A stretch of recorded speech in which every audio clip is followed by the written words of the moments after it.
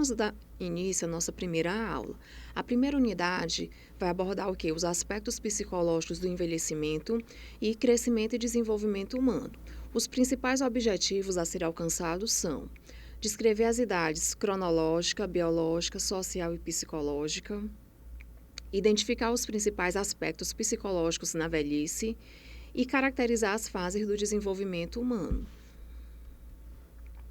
Observa-se que nos últimos anos, em consequência de diversos fatores, como a melhoria das condições sanitárias e de acesso aos bens e serviços, as pessoas têm vivido por maior tempo.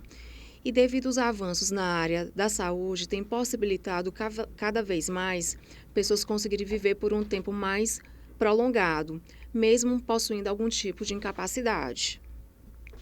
E isso fez observar que a presença do cuidador de idosos nos lares tem sido o que mais frequente, levando à necessidade de orientá-los para o cuidado, ou seja, não basta cuidar, mas é preciso saber cuidar do idoso. Cabe ressaltar que o cuidado no domicílio proporciona um maior convívio familiar, além de diminuir o tempo de internação hospitalar e, dessa forma, reduz as complicações decorrentes de longas internações hospitalares. Assim, o fato de existir o cuidador de idosos proporciona uma melhor qualidade de vida ao idoso. Nós temos a classificação quanto aos idosos, que envolve três categorias: os idosos jovens, os idosos velhos e os idosos mais velhos. Os idosos jovens são aqueles que geralmente têm cerca de 65 a 74 anos de idade e que costumam estar na fase mais ativa, cheios de vida e mais vigorosos. Os idosos velhos apresentam de 75 a 84 anos de idade, e já os idosos mais velhos são aqueles que apresentam a partir de 85 anos, que geralmente são aqueles que têm maior tendência para as doenças e até mesmo realizar algumas atividades da vida diária. Embora essa classificação seja bastante usual, cada vez mais as pesquisas revelam que os processos de envelhecimento é uma experiência heterogênea, vivida como uma experiência individual, visto que algumas pessoas com 60 anos já apresentam algum tipo de incapacidade, enquanto outras com maior idade não apresentam nenhum tipo de incapacidade. Então, isso é o que é bastante relativo, variando de pessoa a pessoa. O envelhecimento em si ele não é caracterizado pela idade cronológica, mas é consequência das experiências vivenciadas no passado, da forma como se vive e se administra a própria vida no presente e de expectativas futuras. É, portanto, uma integração entre as vivências pessoais e o contexto social e cultural em determinada época. E nele estão envolvidos os diferentes aspectos, tanto biológico, cronológico, psicológico e social. O envelhecimento geralmente aparece associado a perdas e também a doenças, e é, na maioria das vezes, entendido apenas como um problema médico. O envelhecimento ainda está ligado à deteriorização do corpo, ao declínio e à incapacidade. E o avanço da idade caracteriza-se como um processo contínuo de perdas e de dependência, que daria uma identidade de falta de condições aos idosos e seria responsável por um conjunto de imagens negativas associadas à velhice.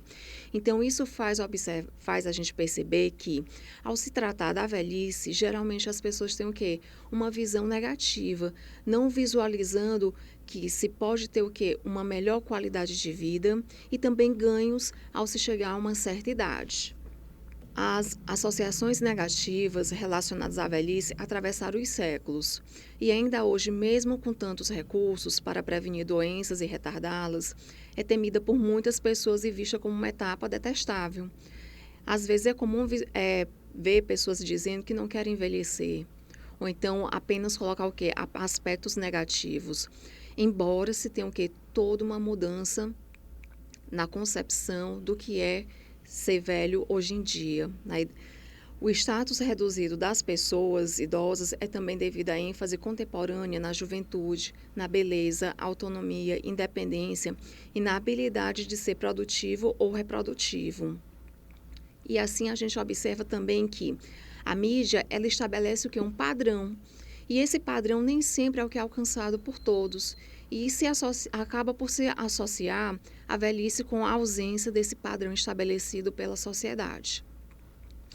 Então, o ser velho acaba por assumir uma conotação negativa, remetendo à perda de atributos tão valorizados pelo meio social e, simultaneamente, pelo próprio idoso. O significado social relacionado às pessoas mais velhas é amplamente negativo, embora não seja exclusivamente assim. E esses estereótipos negativos são atribuídos principalmente pelos próprios idosos, que não se reconhecem como tal e falam da categoria velho como se não fizessem parte da mesma. Então, às vezes, é muito comum que eu ouvir uma pessoa idosa se referir ao outro como idoso ou como velho. E ele o quê? Tentar tirar essa fala diante de si mesmo. Então, ainda é comum que a maioria das pessoas mais velhas resista a ser chamada de velha. A palavra velho, quando a gente vai buscar o significado dela, significa ser muito idoso, antigo, gasto pelo tempo, experimentado, veterano, que há muito tempo exerce uma profissão ou tem certa qualidade, obsoleto. Ou seja, são vários sentidos negativos que acabam por relacionar como se fosse já algo que é ultrapassado, ou então possível de ser descartado e até mesmo que jogado fora.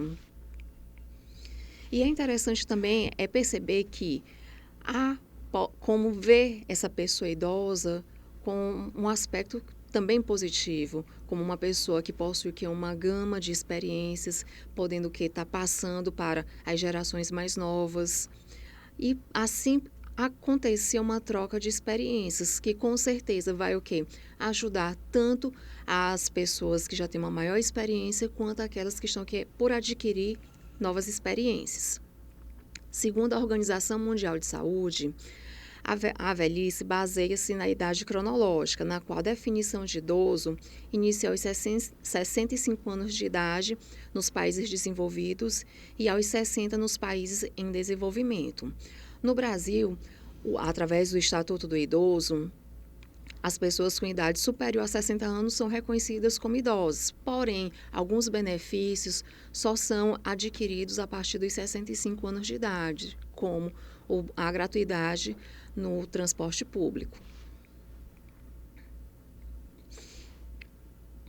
O envelhecimento humano cada vez mais é entendido como um processo influenciado por diversos fatores, como gênero, classe social, cultura, padrões de saúde individuais e coletivos da sociedade, entre outros fatores.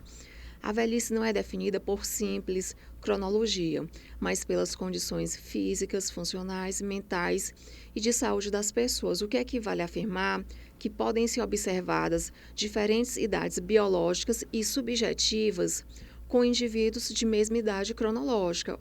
Ou seja, se a gente for observar duas pessoas com a mesma idade, podemos perceber que são pessoas diferentes e que podem aparentar ter mais ou menos idade. Vamos caracterizar as idades cronológica, biológica, psicológica e social. A idade cronológica refere-se somente ao número de anos que tem decorrido desde o nascimento da pessoa. Portanto, não é um índice de desenvolvimento psicológico, biológico e social, pois ela por si só não causa o desenvolvimento, é apenas a idade em anos decorridos daquele indivíduo. É a idade que é apenas um marcador aproximado do processo que influencia o comportamento ao longo do tempo. A idade biológica é definida pelas modificações corporais e mentais que ocorrem ao longo do processo de desenvolvimento e caracteriza o processo de envelhecimento humano, que pode ser compreendido como um processo que se inicia antes do nascimento do indivíduo e se estende por toda a existência humana. E isso a gente observa que algumas características são esperadas em uma determinada idade. No entanto, quando formos ver ainda nessa unidade, crescimento e desenvolvimento humano, existem características já definidas conforme uma dada faixa etária. A idade social, ela é definida pela obtenção de hábitos e status social pelo indivíduo para o preenchimento de muitos papéis sociais ou expectativas em relação às pessoas de sua idade em sua cultura e seu grupo social. Um indivíduo pode ser considerado mais velho de acordo com a maneira como ele se relaciona, como ele se veste, em relação às atividades que ele desenvolve no seu dia a dia.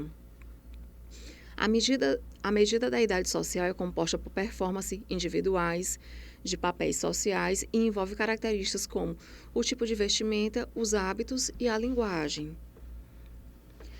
Socialmente, pode-se inferir que a pessoa é definida como idosa a partir do momento que ela deixa o mercado de trabalho, isto é, quando se aposenta e deixa de ser economicamente ativa. A sociedade acaba por atribuir aos aposentados o rótulo de improdutivo e inativo. Com a aposentadoria, muitas vezes se percebe um rompimento das relações sociais do indivíduo com as outras pessoas. Geralmente, eles acabam ficando um pouco mais isolados. Isso que varia de pessoa a pessoa, mas que às vezes acontece por acabar por modificar a rotina que ele tinha anteriormente. Afinal de contas, quando ele fazia parte do mercado de trabalho, ele já tinha uma rotina estabelecida, tinha um convívio social com os colegas de trabalho e, de repente, com a aposentadoria, aquela rotina é modificada. A idade psicológica refere-se às habilidades adaptativas dos indivíduos para se adequar às exigências do meio. As pessoas se adaptam ao meio pelo uso de várias características psicológicas, como aprendizagem, memória, inteligência, controle emocional, entre outras. Há adultos que possuem tais características psicológicas com graus maiores que outros e, por isso, são considerados jovens psicologicamente. E outros possuem graus menores, são considerados velhos psicologicamente. Temos dois conceitos muito importantes, que é autonomia e independência. A autonomia é a capacidade percebida para controlar, lidar com as situações e tomar decisões sobre a vida do dia a dia, de acordo com as próprias regras e preferências. A independência é habitualmente entendida como a capacidade para realizar funções relacionadas com a vida diária, ou seja, a capacidade de viver de forma independente na comunidade, sem ajuda ou com pequena ajuda de outras pessoas. Isso é importante, principalmente em relação às atividades de vida diária, como, por exemplo, tomar banho, alimentar-se, utilizar o banheiro, andar pela casa. As atividades instrumentais da vida diária incluem atividades como ir às compras, realizar tarefas domésticas e preparar as refeições. Diante desses dois conceitos de autonomia e independência, podemos fazer uma relação, saber como é que é aquele idoso, se ele é autônomo e independente, se ele é dependente e autônomo, se ele é dependente e não autônomo, e por aí vai. Então, o idoso, quando ele é autônomo e independente, ele não necessita do auxílio de outras pessoas para as suas atividades diárias. O idoso dependente e autônomo, ele pode ter necessidade de ajuda para realizar as atividades da vida, o que lhe provoca dependência, mas ele possui autonomia para decidir o que é melhor para ele. Já o idoso independente não autônomo, esta perda de autonomia surge quando não cabe ao idoso a escolha de regras do seu comportamento, não por uma situação de dependência, não por incapacidade, mas às vezes aquele idoso que está inserido numa instituição, como um abrigo, lá o hospital, ele perde parcial ou totalmente a sua autonomia. Já o idoso dependente e não autônomo necessita de ajuda para realizar suas atividades de vida e geralmente ele está na situação de institucionalizado. Vamos agora ver alguns aspectos psicológicos da velhice. Algumas mudanças ocasionadas no decorrer da velhice podem provocar alterações comportamentais de muitos idosos. Uma delas a gente já comentou anteriormente, que é a aposentadoria. A aposentadoria geralmente vem acompanhada de perdas financeiras e acaba por modificar o comportamento de alguns idosos. ausência de ocupações e de interesses. Esse idoso, às vezes, não consegue achar atividades que sejam interessantes para ele. Então, diante disso, ele acaba por ter algumas alterações no seu comportamento, manifestando que é um maior retraimento social, um isolamento, devido a essa falta de ocupações e até de atividades que lhe sejam mais interessantes. A dificuldade de reinserção no mercado de trabalho é uma outra situação que acaba por interferir na vida do idoso.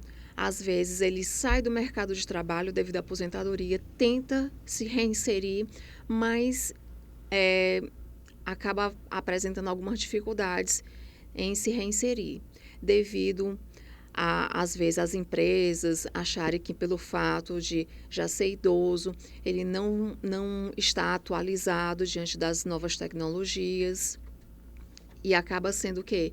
Ficando um pouco à margem. Outro aspecto psicológico na velhice refere-se à saída dos filhos da companhia dos pais. Essa saída dos filhos é conhecida como a síndrome do ninho vazio. Essa síndrome é caracterizada, às vezes, até pelo fato dos pais tentarem prolongar um pouco, evitar a saída desse filho do lar. Geralmente, eles acabam modificando um pouco sua rotina, acaba também ficando mais tristes, afinal de contas, a partida do filho, diante de novos projetos ou casamento, acaba por mobilizar emocionalmente. Outro aspecto psicológico na velhice trata-se da morte do companheiro de amigos e familiares. Observa-se que em famílias grandes, quando começa a falecer um familiar, já se começa a mobilização diante bem, quando será a minha vez? Então, esse é um dos aspectos que também acaba por interferir no comportamento do idoso. O próprio declínio do vigor físico e da saúde também influencia bastante no idoso, que ele acha que o fato de não conseguir realizar algumas atividades que realizava anteriormente ou o surgimento de alguma doença vai influenciar na vida dele, que já não tem mais sentido estar vivendo. Também a dificuldade de adaptação às novas tecnologias e costumes.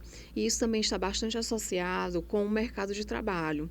Geralmente, eles possuem uma dificuldade em se adaptar a novas tecnologias e isso acaba deixando à margem da sociedade.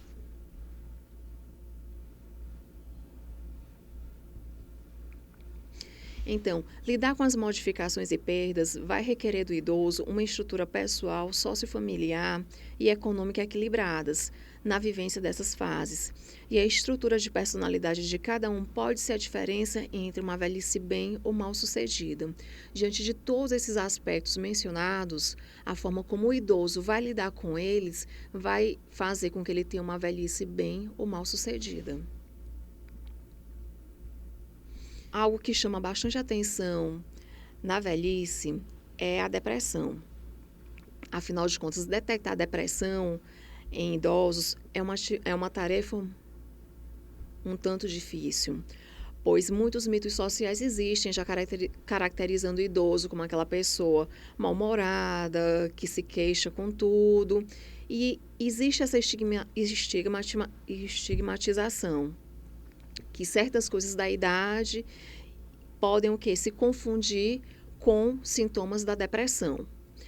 Então, os sintomas assim podem levar o idoso pouco a pouco ao isolamento, podendo ser diagnosticado como depressão, que pode ser crônica ou tardia. A depressão crônica é aquela que persistiu no tempo, chegando à etapa do envelhecimento.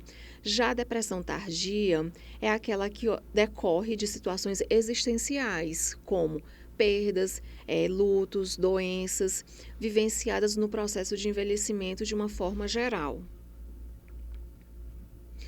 Entre os principais sintomas da depressão temos o humor diminuído, aquele idoso que antes tinha uma vida cheia de energia, alegrias, de repente ele começa ficar mais triste. Então, observa-se esse humor reduzido. A perda de interesse por atividades que antes se realizava com prazer. Alteração do apetite e, consequentemente, do peso. Quando se trata da alteração do apetite, isso quer dizer tanto em excesso quanto na ausência desse apetite. Pode ser um sintoma da depressão. Alterações no sono. Também pode ser um dos sintomas da depressão, que também vai incluir tanto aquele idoso que não consegue dormir, que apresenta insônia, como aquele idoso que já dorme demais. Outro sintoma da depressão é agitação ou lentificação psicomotora, dificuldades em coordenar pensamentos e se concentrar, ideias recorrentes de morte e depreciação de si mesmo, estado de ânimo que pode variar da tristeza ao desespero. Então, ao longo dos anos, são várias as mortes que o idoso vê diante de si, algumas físicas, outras sociais, psicológicas ou afetivas. Fazendo parte do processo de aceitação dessa realidade, uma postura serena e de reflexões sobre a vida, como os feitos do passado, suas realizações, os investimentos na constituição da família e que lições deixam para os seus descendentes. Então, é saudável o reconhecimento das possibilidades e ganho nessa fase. É importante ver não somente os aspectos negativos, mas também que ganhos que esse idoso pode ter, desenvolvendo um estilo de vida que permita vivenciar com prazer. Então, é importante enfatizar que esse idoso tem mais tempo livre para dedicar a lazer ou atividades que sejam prazerosas, que antes não tinha oportunidade de realizar. Investimento numa nova carreira profissional. Observa-se na atualidade que muitos idosos que buscam novos cursos, uma busca de aperfeiçoamento, de novos conhecimentos, a prática de atividades físicas e conhecimentos de novas pessoas, contato com as novas tecnologias, viagens, entre outras atividades. Então, o idoso passa também a cuidar da sua saúde quando busca uma atividade física e também conhecer novas pessoas, favorecendo a socialização, que até então foi reduzida devido à aposentadoria, devido à saída do mercado de trabalho e acaba por apresentar um novo meio de conhecer novas pessoas. Bem, vamos agora tratar sobre os mitos e preconceitos da velhice. Existe o mito que envelhecimento é sinônimo de doença, seja física ou emocional. Outro mito é a incapacidade de sujeitos carentes esperando a morte chegar. Limitação no convívio social, ser inútil, improdutivo, desocupado, peso para os outros, ser fraco ou triste. Considera-se anormal sentir atração sexual devido à nossa própria cultura. E a partir disso também se tem aquela ideia que o idoso é um ser assexuado, visto que a sexualidade é um assunto que é pouco explorado e acaba por associar que o envelhecimento não há uma vida sexual e que a sexualidade ela é apenas para os mais jovens devido ao vigor físico existente. É importante também ver o papel da mulher diante da sociedade, que a realização da mulher geralmente ela é associada à criação dos filhos. E o último interesse que ela pode ter, já quando idosa, seria em relação à necessidade sexual. Também está associado o fato das alterações hormonais, da perda da fertilidade, que pode ser confundida com a perda da sexualidade.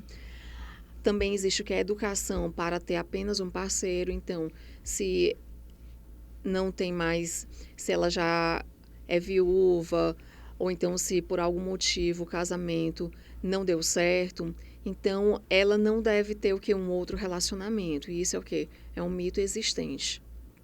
As próprias crenças religiosas que utilizam a prática do sexo para a reprodução e não para o prazer. E daí vem a questão do envelhecer. Como é esse ser idoso, né?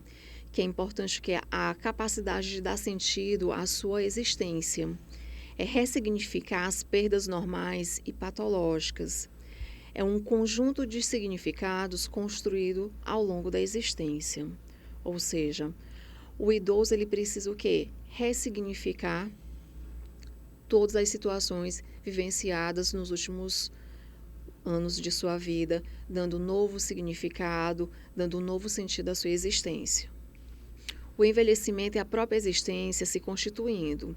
Vamos sendo enquanto envelhecemos, vamos envelhecendo e na medida em que somos, envelhecemos. É importante abordar a experiência existencial do envelhecer. É resgatar na pessoa do velho o homem na sua totalidade, identificar-se com ele. Agora nós vamos falar um pouquinho a respeito das fases do desenvolvimento humano e suas principais características. A primeira fase é a infância. Ela compreende o que de 0 a 12 meses de idade. Ela é caracterizada após o nascimento, quando os bebês começam a desenvolver as primeiras habilidades com o mundo. As primeiras aprendizagens motoras no primeiro ano de vida são o controle dos movimentos da cabeça, rastejar, sentar, usar os dedos para pegar objetos e segurar pedaços de comida. Já as sensoriais são descritas de acordo com a capacidade que se manifesta em relação à audição, visão, paladar, olfato e tato. Outro ponto a se destacar nessa fase é a aparição das competências linguísticas iniciais, que se manifestam através de sons e da pronúncia de palavras básicas, que ajudam os bebês a interagirem com os demais indivíduos à sua volta. A meia-infância compreende de 1 a 6 anos de idade. Essa etapa é caracterizada pela mobilidade e exploração do ambiente, no qual a criança encontra-se em constante busca de novos conhecimentos, tendo assim uma noção base do que é considerado certo e errado. Devido à quantidade de informações, da aprendizagem constante existente e por relacionar com os demais integrantes do seu convívio, as crianças nessa fase começam a ter sua própria independência, onde conseguem se alimentar e se vestir sozinhas, entre outras atividades do dia a dia. A alteração cognitiva mais perceptível desse estágio se caracterizam pelo crescimento mental, que acontece de uma maneira rápida, fazendo com que a criança deixe de ser autocentrada para ter maior capacidade de discutir situações de acordo com o ambiente no meio em que se encontra. Então, nessa fase, a criança deixa o egocentrismo e passa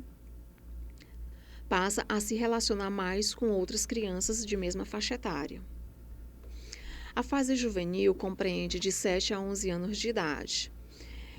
Assim que os 7, 8, 9 anos vão chegando, as crianças se tornam ainda mais independentes e começam a perceber as mudanças físicas, emocionais e até mesmo hormonais que o início da puberdade começa a manifestar. O estresse e a falta de confiança é um dos sinais dessa etapa, que se manifestam devido à pressão que os indivíduos são impostos a todo momento. Então, nessa fase também, à medida que a criança vai crescendo, novas responsabilidades vão sendo dadas a elas. Os pais passam a cobrar mais, a escola passa a cobrar também. E essa criança acaba o quê? Tendo o quê? O estresse, a falta de confiança, que às vezes os adultos acabam por não confiar nela plenamente. A adolescência compreende o que de 12 a 18 anos de idade. Considera-se a fase mais conturbada e que acontecem as transformações, sejam mudanças físicas, psicológicas e sociais. É comum que aquele adolescente que até então saía com seus pais, de repente passa o quê? A se distanciar um pouquinho, passa a buscar o quê? A andar mais com pessoas de idade aproximada.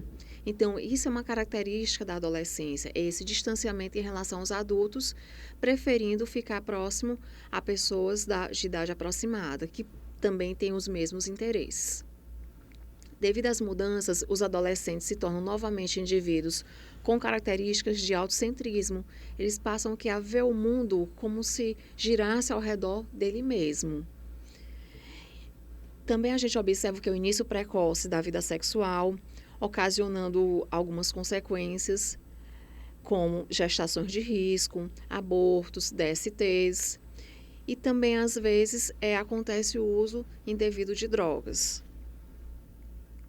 Na fase adulta, que compreende de 18, 21 anos de idade a 60 anos, esse estágio é descrito após os indivíduos completarem seus 21 anos de idade, que conforme a nossa Constituição, o indivíduo ele já é o que? Responsável por todos os seus atos, como votar, casar, assumir um contrato. Então, a fase adulta é caracterizada por ramificações de mudanças e amadurecimento, que se dão através das necessidades psicológicas, realização, segurança, entre outras. Durante esse período é possível destacar ainda algumas subdivisões, como o jovem adulto e meia-idade, que se manifestam com as habilidades adquiridas com os problemas e conquistas de objetivos de vida. E, finalmente, nós temos o quê? Os idosos a partir dos 60 anos de idade. Geralmente, o organismo não manifesta mais as habilidades como antes, se fazendo limitadas, tanto em relação às mudanças físicas quanto emocionais. A fragilidade, a degeneração do sistema imunológico, as doenças e os transtornos psicológicos são os principais danos que ocorrem nesse período. O sedentarismo, a má alimentação e a falta de interação com outros indivíduos faz com que a velhice chegue com muito mais intensidade. Por isso, se faz altamente necessário que bons hábitos sejam estabelecidos em todos os estágios de crescimento e desenvolvimento, de tal forma que, se bons hábitos são adquiridos durante todas as etapas do crescimento e desenvolvimento, ao chegar na fase da velhice, esse idoso ele não vai sentir tanto impacto. Bem, pessoal, agora vamos finalizando a nossa primeira unidade.